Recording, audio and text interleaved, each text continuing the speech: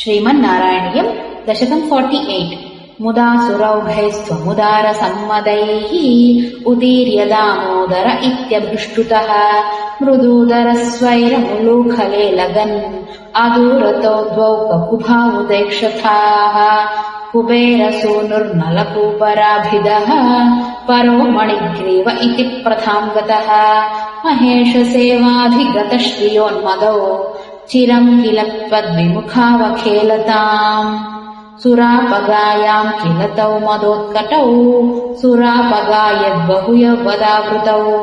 विवाससौ केलिपरौ स नारदो भवत्पदैकप्रवणो निरैक्षत भिया प्रियालोकमुपात्तवाससम् पुरो निरीक्ष्यापि मदान्धचेतसौ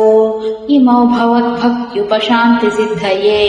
मुनिर्जगौ शान्तिमृते कृतः सुखम् युवामवाप्तौ ककुभात्मताम् चिरम् हरिम् निरीक्ष्याथ पदम् स्वमाप्नुतम्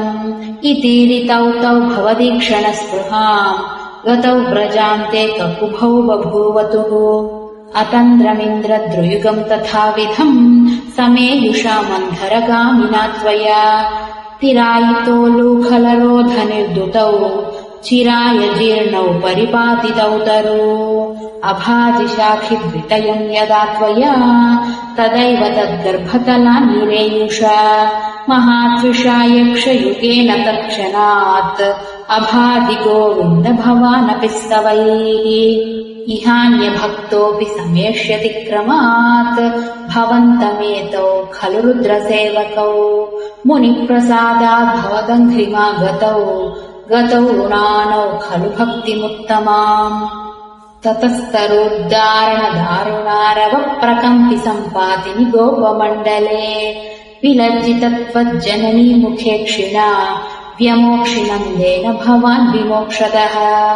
महीरुहोर्मध्ये गतोपतार्भको